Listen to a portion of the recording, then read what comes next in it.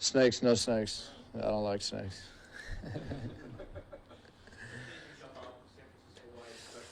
So I think they've been pretty consistent over the years out there. Under Kyle, it's just anything in particular jump out with them? Yeah, I think they're a very good group. Their punt returner is a very good player. He's a rookie out of Arizona. I think he's done a great job. He's competitive. He hits the ball downhill. He's quick. He's got some elusiveness. He's done a nice job. I think their kick returner is a decent player, number one. He's a great player, Deebo Samuel.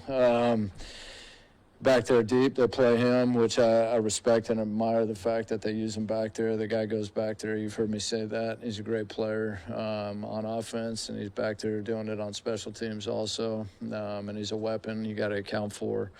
So he's very good. Their punter's done a nice job. They lost their starting punter, but their backup guys come in, or a guy they picked up who we know well. He's in Chicago for a long time, O'Donnell. He's done a nice job for them there. They got good players. I know Kyle Shanahan always puts an emphasis on the back end of the roster. They always got speed. And then their defensive players are really good. I think their defense is good. They got guys who run and hit, and usually if you got a bunch of good guys that run and hit, kind of like Houston on defense, then those guys end up being pretty good on special teams too. So, any given week in this league, you always got your hands full, but yeah, it'll be a fun game. They're fun to watch, obviously. Big game going there, Monday Night Football, so it should be good.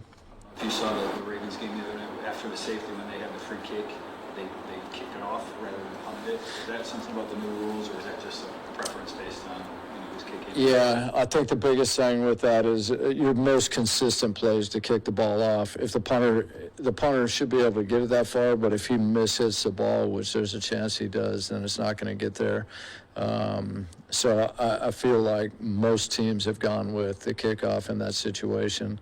And anyway, the guy had an incredible kick. I mean, he kicked that thing, I don't know, the goal line or -2 or something like that. And then they obviously had a good return. I think the guy ran over somebody and got downhill for some more yards. Probably not a difficult decision to kick a 60-yard field goal with Jake Bates. 65 is a little bit wilder, I guess, particularly outside. What was your thought process with attempting that kick? And I guess how excited were you for him to have that kind of opportunity?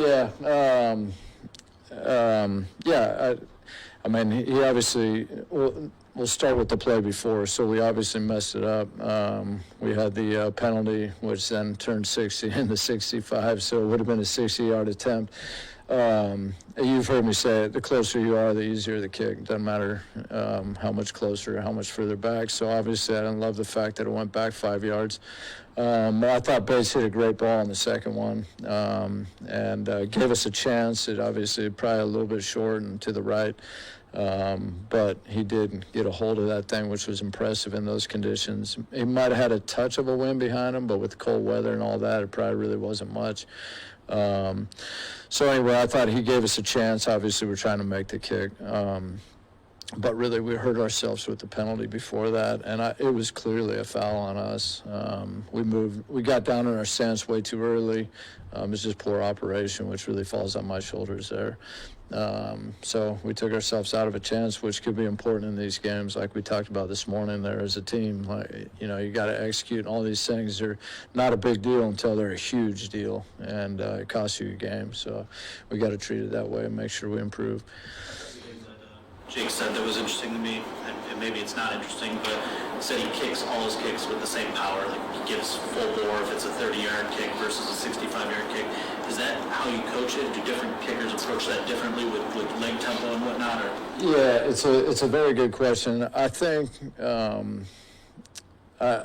I do like that approach. I'll start with that. I like that approach. To me, if you can hit one kick, you got a chance to get very good at that one kick. And when I say that, I'm saying if the ball's on the left hash, it's the same kick as the ball on the right hash, as the ball in the middle of the field, as a kick from the 15-yard line, as a kick from the 40-yard line. If you're hitting that same kick every single time, then you got a good chance at getting better and better at that. The more things you do, so one guy said to me a long time ago, if you were a juggler and I had you juggle 3 balls, you would probably be better at juggling 3 than juggling 8. So if you're a kicker and you can hit one kick, I guarantee you're better off hitting one kick than you're going to be hitting 3 different kicks. So taking something off and all that, to me, is not great. Now, that being said, I do think that there's some players that played this game for a long time at that position, and they may do a little bit of that. And their normal kick is a little bit off, and then if they need to wind up from further away, then they wind up a little bit. But, yeah. How good was it to lead back? I know you might not have him this week, but just getting back into the mix. And maybe if you can just touch on, Alexander, Kennedy, some of the guys that played in his spot there and no hiccups at all. Yeah, I mean, obviously, we love Leaf, and so it'd be great to get him back whenever that happens this week or next.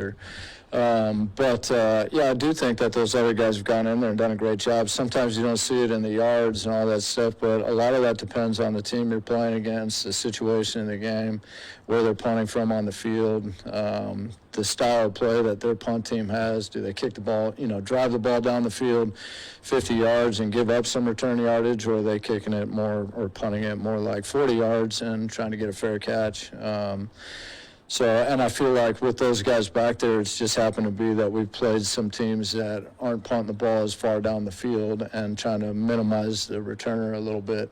And that's just their style of going about the play. And so they don't have the same numbers as maybe Leaf, but I think they've gotten back there and done a great job. And then, the big thing is this time of year, especially you get outside Chicago there, is making sure that you field the ball, making sure that you keep our team away from the ball. I was just talking to Chris Spielman about it, but sometimes it's the plays that don't happen that no one recognizes that are actually, help make you play well. Like, if we turn the ball over 5 times, everyone will know about it. You don't turn it over and everyone thinks that's what you're supposed to do every week, which is true. That is what you're supposed to do every week, but not every team does that every week, and sometimes you take it for granted. But so those guys have done a great job. I don't take it for granted because I've seen the other side of it. Good to get him back, and then hopefully also Jerem. Hopefully we can get him back also, so should be good. You guys were looking at him in the USL. Is there any stories that kind of stuck out about him, and as you guys were bringing him in, that let you know that he could convert to this level, and has he shot you at all with how he's been able to be steady throughout the season? It's a good question. My only real exposure to him, obviously watching him on TV. The truth is, the first thing I heard from, I got a text message on my phone from a guy, and he said, "Hey man, did you see that kick?" It was a 60-something yarder he had hit. I hadn't, but I did. And so anyway, that was the first time I heard about him. And then obviously that year he had a great year. And so you looked at the tape, you watched more about him. And then I didn't know him or any of that. Hadn't got a chance to work him out, any of that. But then he came in here for a visit and met with us. And I got a chance to sit down with him. And it was good because, I was very real with him about what the opportunity was going to be. I feel like all those guys deserve the truth. That's really all we all want. And sometimes it's telling them things they don't like, and sometimes it's telling them things they like. But anyway, he was great because I felt like he handled it well, and you could tell that he liked the opportunity, and he didn't care the fact that it was like, hey, this is going to be an open competition, it's not your job, and that's it. And that didn't faze him at all, so that was encouraging. And then ultimately, you guys have heard me say it, but if you can go out there and make kicks, then you're probably going to come in here and make kicks. So he did it for someone else. He could do it here. And then I do think that he has really improved a lot throughout the course of the season. You guys got to see him in training camp, and he had some ups and downs. And there were some good days, and there were some days that weren't as good. But the one thing he has always done is when he got into games, whether it's Kansas City in the preseason, there was a clutch situation. He's played big in big moments for us, and that's an important quality at that position. You can miss some kicks along the way, but you got to make the big ones. So anyway, he's done great. What happened on that? Yeah, so the penalty, really what happened is we got in our stance so early, and Jake hadn't even approached the ball yet or started his walk-off. So we were down there forever. So then Hogan was standing up higher than normal, and then as he went to get down and really get set, which it looked like we were already set, but He lowered his hips to sink down to get ready to snap the ball, and they moved. And so then it was on us, which was the right call.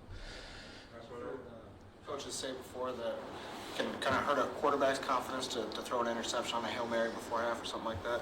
Does that same logic apply to kickers when where they're trying a really long field goal, or is there something about Jake's mental makeup that kind of makes you feel like you have the green light to send him out? Yeah, I don't worry about that so much. I mean, I feel like for those guys, not that you ever want an excuse, but I mean, it's a long kick. But I do think the one thing that happens to him is, in my experience, is it gets used against him in the statistics or the numbers, and people are like, oh, well, he was only whatever % that year. And it's like, yeah, but 3 of them were situations like Bates had.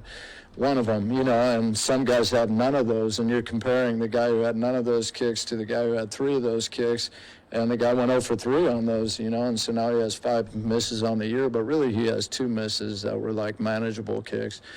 So those things get pulled into the same group, and we look at them statistically from the same way. And unfortunately, that goes against those guys. And people say that all the time. Well, he didn't have a great year, and they're just looking at the numbers, and it's like, well, if you look deeper than that, you'd see this guy's a pretty good player who had a pretty good year, So it doesn't bother me. I don't know if it bothers him or not. You'd have to ask him. But to me, if you're a kicker, you want a chance to swing at the long ones, really, I'm hoping he gets a chance to swing at one of those things indoors from far back there because